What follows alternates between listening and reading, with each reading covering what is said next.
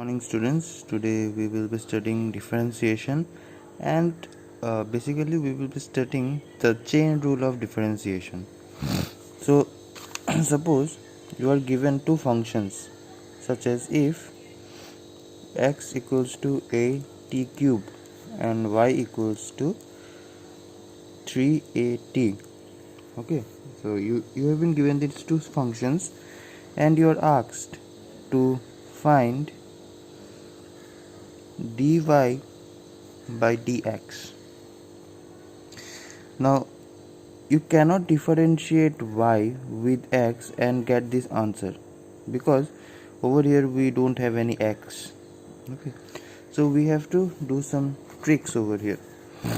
We have to use chain rule, and chain rule says that according to chain rule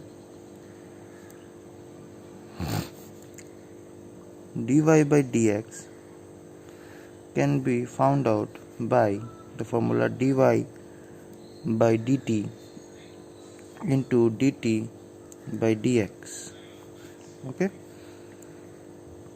so in this case this dt and dt will get cancelled and we will be left with only dx, dy by dx. Okay, so this is the formula basically of chain rule. We will have to use this formula. So what we will do, first we will take the first function, that is given x equals to a t3, and what we will do, we will differentiate it with respect to with t, because the variable over here is t. So this will be dx by dt, and we will end up having a is a constant, we'll keep it aside, and we will differentiate t cube with respect to t. So it will be 3t square, 3 minus 1, 2 square.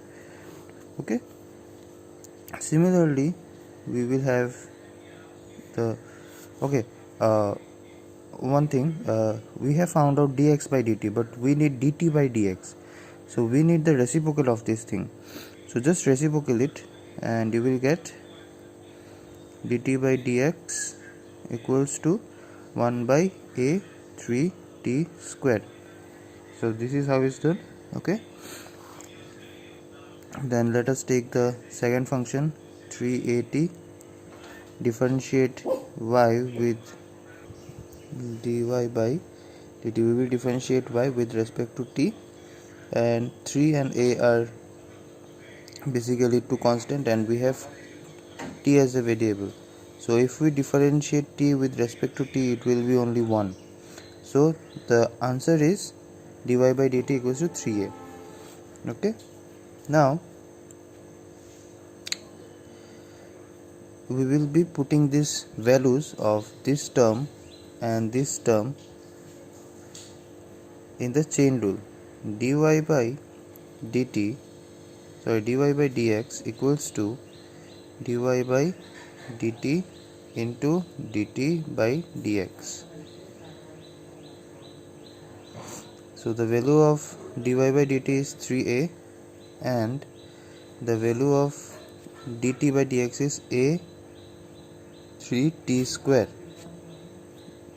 So from these two terms, 3a and 3a will get cancelled, we will be left with only 1 by t square. So this is the answer, dy by dx equals to 1 by t square. Now the second sum is a bit different from the earlier one. We won't be using chain rule, but it is basically one of the application of differentiation. So in this sum you have been given the demand function of two goods, one is x and one is x1 and the other one is x2.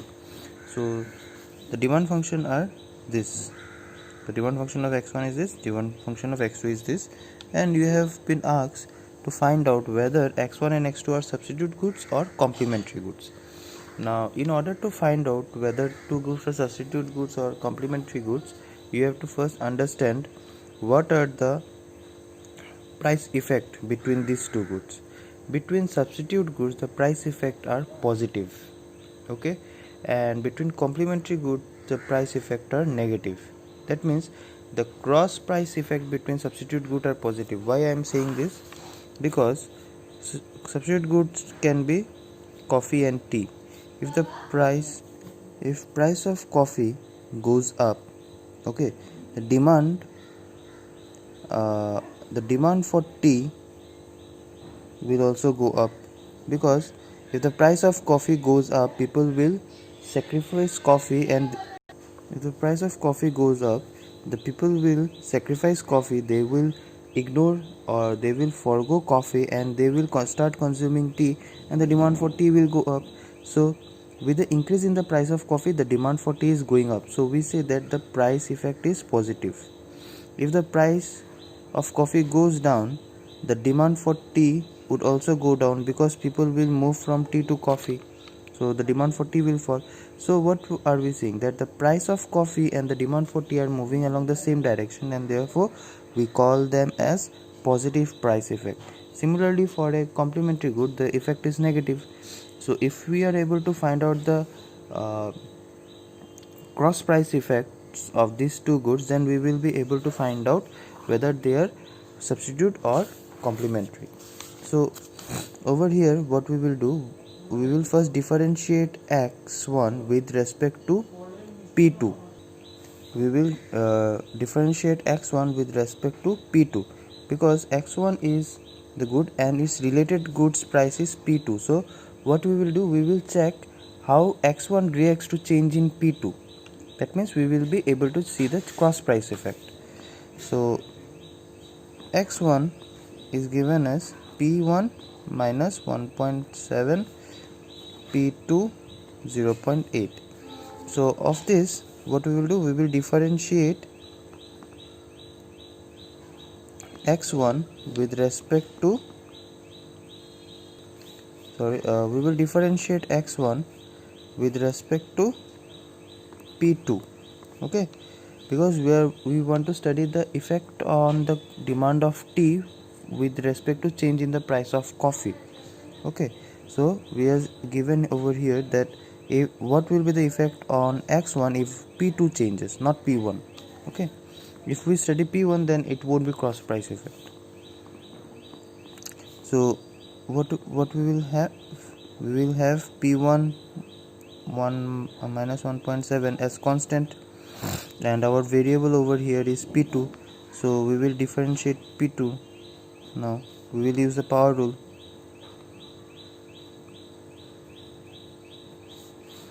So at the end, what we will have, this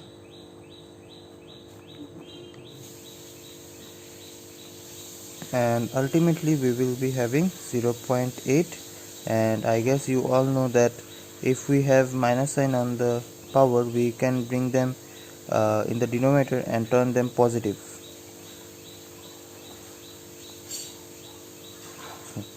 Okay, so what have we seen over here, that between x1 and p2 the cross price effect is positive. Okay, so we can say that x1 and x2, because the x2 are substitute goods, because the cross price effect is positive. Okay, we can also check similarly for x2, and we will now we will differentiate x2 with respect to p1. Now the function given for x2 was x2 equal to p1 0.5, p2 0.2. Now what we will do, we will be differentiating x2, we will partially differentiate it, because we have two variables over here.